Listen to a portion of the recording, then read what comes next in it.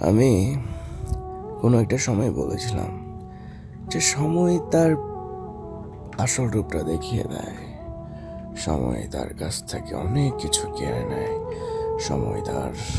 সময়ের বিভ্রান্তির বলে, পরিবর্তনের বলে তার জীবনে অনেক কিছু পরিবর্তন করে দেয়। ঠিক যেমনটা আমার সাথে হয়েছে।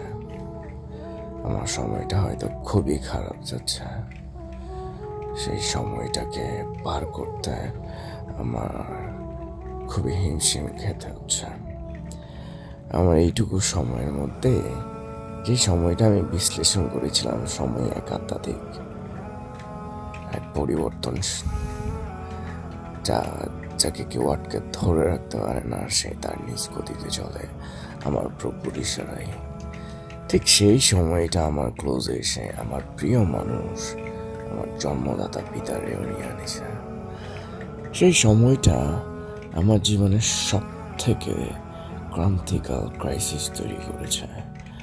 আমি হারিয়েছি প্রিয়জন, মাকে বৃদ্ধ হতে দেখতে দেখতে আরও অসুস্থতায় ছিন্ন হতে দেখেছি আমার সামনে।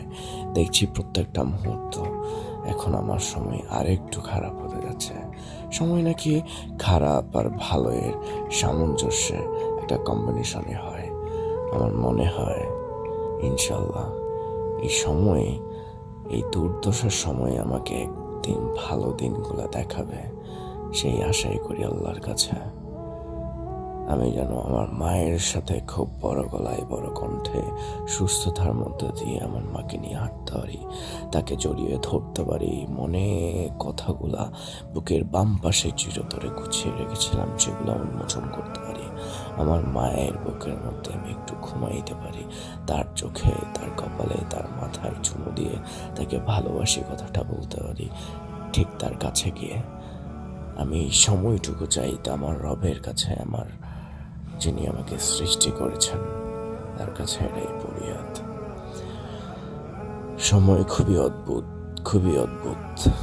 সময় মানুষের শারীরিক এবং মানসিক প্রত্যেকটা অঙ্গরহ রূপান্তরিত করে দেয়, পরিবর্তন করে দেয়, পরিস্থিতি অনেক পাল্টে দেয়। সময় তুমি আসলে খুবই অদ্ভুত।